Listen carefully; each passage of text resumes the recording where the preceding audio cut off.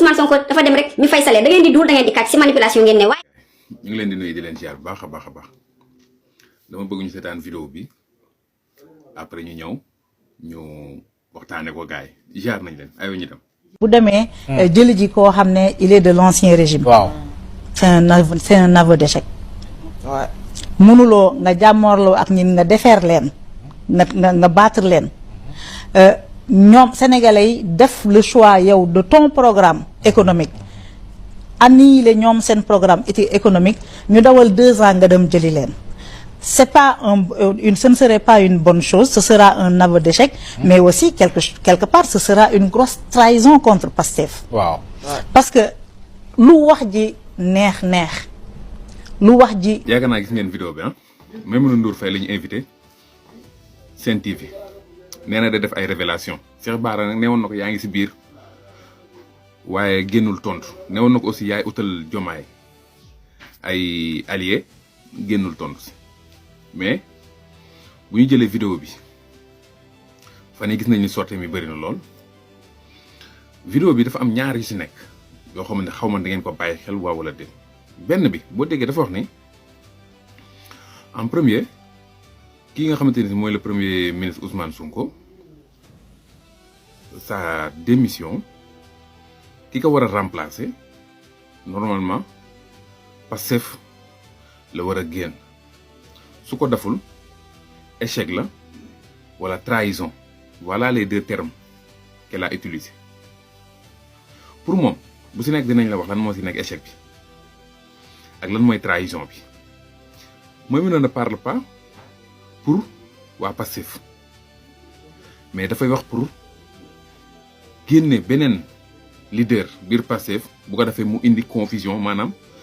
mu indi déchirure maanaam li ñu bëgg mooy fi mu toll instant bi comme ñoom réussir nañ seen premier acte mooy séparer nañ le premier ministre et le président bi si des deuxième étape bi mooy jaxase waa Pastef parce que déjà xam ngeen ni képp koo xamante ne si nommé nañ ko biir Pastef waa Pastef bi dinañu am ñenn ñoo xam ne dañuy génne kii daf ñoo wor kon division day am kon kenn dootul wóolu kenn déjà premier point bi deuxième point bu fekkee day plaider pour waa Pastef plaider wul pour waa Pastef mais li muy bañ mooy poste premier ministre fii ñu toll ak alliés yi nga xamante ni si ak ñi nga xamante ni wër nañu Diomaye prochain premier ministre bi bu génnul biir coalition Diomaye moom may mënul li mu doon liggéey yëpp day yàqu moo tax elle a utilisé mot trahison xam nga Diomaye waxoon ne moom du mës a trahir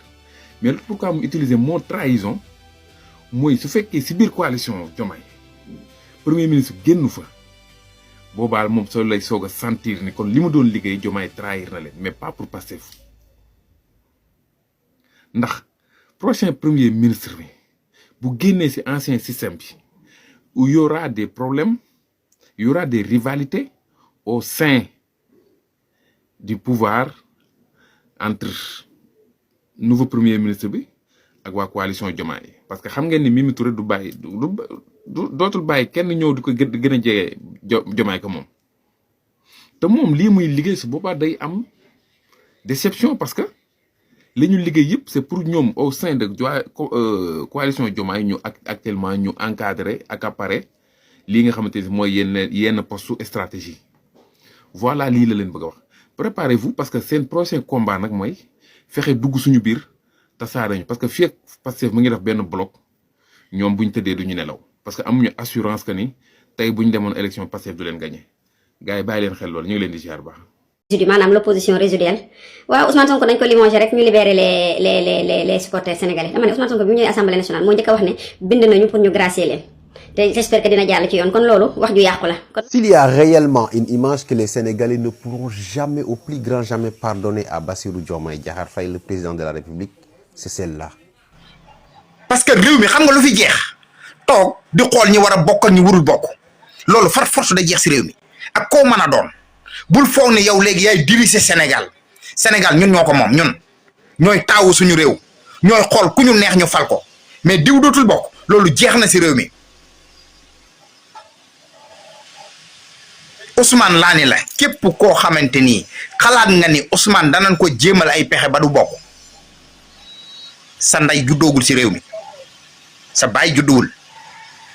ndax réew mi nag bàyyi kenn moomu ko te réew mi nday kenn moomu ko réew mi dañ ni Sénégal la tudd sant Njaay Sénégal Njaay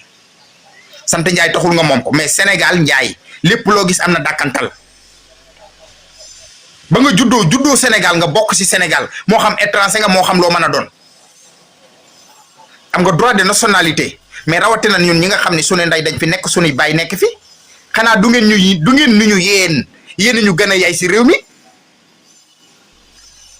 fond politique nag liñ ci waxoon démb lañ ciy waxaat tey. xam nga dëgg-dëgg cuune weesul à quelques jours feetu tabaski bi nga limogé sa premier ministre tas gouvernement bi à quelques jours lu tax ma leen di wax loolu déglu leen lii ma leen di wax ministre de l'élevage dox ay jéego yu bari pour tey jii ak fi situation géopolitique bi tool Mali am problème te ay xar daan fa jógee Mauritanie moo fi desoon pour ñu war a fa mën a dem lijjanti le ministre de l'élevage daf ay jéego ba war a nga xamante ne si xar yi war nañoo dugg si nga tas gouvernement bi le ministre du transport ñëpp xam nañ ne événement gis nañu ñaari événement yi jàll yëpp il est obligé mu génn ñu dem uti ay oto ñëw pour voyageurs yi mën a dem ci jàmm ak ñëw ci jàmm à quelques jours la fête de Tabaski nga dissoudre nga tas sa gouvernement à quelques peut-être un mois ou moins ñu dugg ci hivernage ak liggéey bi nga xamante ne Cheikh Tidiane Dièye liggéey na ko yëpp nga tas gouvernement bi face à ces défis-là Diomaye la ma la waxoon rek laa la wax rek soo muusee dina ma jaaxal soo yeewoo dina ma jaaxal léegi nag ngeen am ngor nag comme que dàq ngeen ñu faites votre gouvernement te bu la ñu tuddati nag ci problème dëkk bi ñun ñu ngi suñu lu ñu war a ne mais lay problème dëkk bi moom gérer leen ko entre vous avec les nouveaux transhumants et les dignitaires qui veulent accaparer le président ñu doxal tuuti gars yi ñu seetaan ci kanam tuuti ñu jox leen ay rendez-vous. beneen bi maa ngi gis ñu bind naan waaw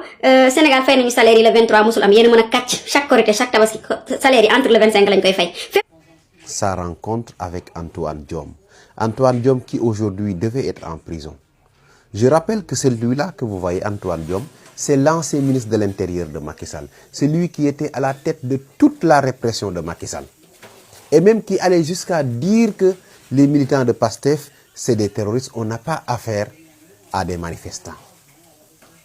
Y compris même son excellence. Aujourd'hui, c'est lui qui est accueilli au palais. Je ne peux même pas imaginer la douleur, la honte et la déception des familles des victimes. On se rappelle tous de ces nervis-là qui se baladaient à bord de pick-up blancs, qui quittaient la permanence de l'APR, l'Alliance pour la République du président Macky Sall, qui envahissaient les villes de Dakar, qui tiraient sur des manifestants et qui en a tué des dizaines. Aujourd'hui, c'est le Premier ministre, le moteur de cette répression aujourd'hui qui est accueilli au palais. Lui qui devait être aujourd'hui en prison. Dans un pays normal, Antoine Diome devait être en prison en attendant qu'on attrape tous les autres nervis qui ont participé à ce programme d'extermination de militants sénégalais. Oui. Mais aujourd'hui, c'est lui qui est reçu au palais. Diomaye, vous n'êtes pas dans une concertation. Moi, je pense que vous êtes dans une... pas une concertation, mais une consultation. Vous êtes en train de les consulter pour voir. Maintenant, faites ce que vous voulez. Faites ce que vous voulez, ce que bon vous semble. Nous, on est là, on vous attend au tournant. Nous, au Sénégal, on a une manière très républicaine de gérer nos problèmes avec nos dirigeants. Très républicaine. Et si vous pensez que c'est avec ces dinosaures-là, avec ces mecs du système, avec ces gens qui ont assassiné des Sénégalais, que vous allez avoir votre deuxième mandat et éliminer politiquement Ousmane Sonko à vie, vous vous trompez lourdement. Parmi toutes ces personnes que vous avez reçues, il n'y a pas une seule personne capable de vous offrir ne serait-ce qu'un député. Et plus vous avancez dans ce sens-là, plus les Sénégalais vous tournent le dos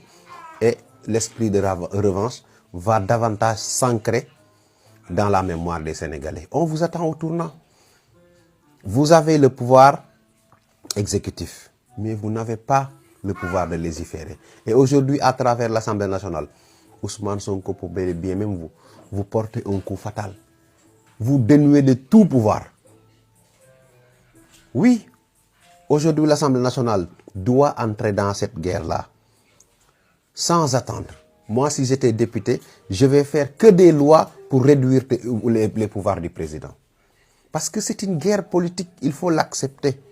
Il y a l'État, mais il y a la politique. Quand il faut gérer l'État, il faut le gérer. Mais quand il faut faire de la politique aussi, il faut le faire de la manière la plus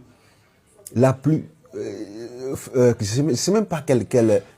adjectif utiliser. Je ne sais même pas, parce que tellement cette image me fait mal. Donc l'Assemblée nationale doit absolument sauver les Sénégalais de cette colère qui les ronge quand ils voient ces genres d'images-là. On ne parlera pas de destitution, mais je vous assure que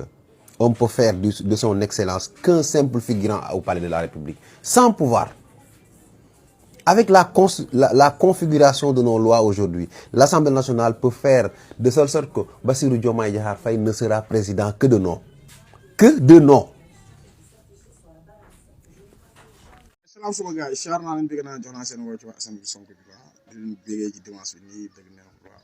di leen wax ni Sonko mu sell mi defal nañu lépp amul dara lu mu desel mais li ma bëgg a xamal autorité yu bees yi ak seen lobby yi promotion yi góor jigéen yi kii du Mamadou Diaw kenn Sonko du Mamadou Diaw kenn Sonko Sénégal la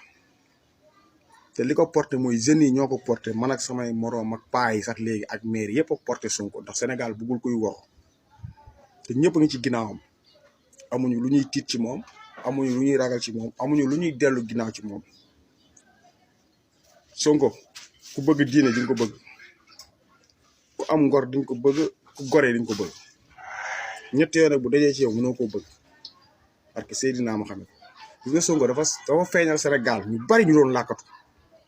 nan la nit di nekkee jullit pire di ko dund incarné ko ni du ma lekk xaalisu jàmbur sàcc ma ku sàcc ñëwal indi ko suñu réew di xeex ndax réew bañ dàqu ngir réewam ndax lan fond politique yi mu tudd moo tax ñu dàqu lobby góor jigéen ñi nekk ci kaw di teg ay pression occidentaux yi mu tudd teg ay pression Trump yi mu tudd teg pression ànd ak jullit yi ànd ak waa Iran ñu ànd ak Israël waa Maroc ñëpp instant bi ñoom ñëpp ci lobby bi lañ bokk wër ndomba sama waa ji da ngaa am ay mbër yu mën a mbapat ay mbër yu ndaw ñu wër la tekk sa ginnaaw mooy ñun ñii ngay gis nii te ñun ngay gis ba keroog incha allahu ñoo wax sax baaxul da ngeen di pexe gis nañu yéen a ngi commencé teg ay stratégie ay dossier martyrier ay dossier njaga sekk ak xaw ma nangam ak nangam yéen ñun ñu ngi leen di xaar rek yàgg da ngeen di wàcc gis nga si kaw ngeen di nekk ñun ñu ngi ci suuf te yàgg da ngeen di wàcc mais gis nga ki may bu ñu tudd bu dof loo ba catu weeyam laal Sonko di ngeen xam ndax Sénégal la dëkk wala dëkku fi ñun loolu rek la ñuy xaar. ok nuyu naa leen char naa leen bu baax a baax ginnaaw wàcceeg Ousmane Sonko ñuy interpellé waat bu baax ministre de la justice ñu war a tabb ak procureur de la République li tax ñu wax ko mooy gis nañ ne même bi mu ne ci nguur gi am na ñoo xam ne dañ ko doon song di ko yekk lu ne ci plateau yi rajo yeeg télévision yi journaux yi ñu jàpp ne bu génnee ci gouvernement bi ci lay gën a rawee maanaam ci lay gën a grave te Sonko day borom ak njaboot te am na loo xam ne yoon da koo tere ci biir réew mooy fajal sa bopp te gis nañ kon gëm nañu ne wax jooju di ñaaw jooju wala saaga yi xas yi dina gën a yokk kon loolu ñu ngi ciy interpellé président de la République ministre de la justice war a ñëw pour protéger Ousmane Sonko parce que borom ak njaboot la te am na foo xam ne waruñu faa yegg bëgguñu faa yegg ndax dégg nañ fi ay nit toog ne ko bis boo déggee ACPM ñi ngi ci sa kaw te programme boobu bàyyiwuñ kon loolu ñu ngi ciy interpellé bu baax procureur de la République ministre de la justice pour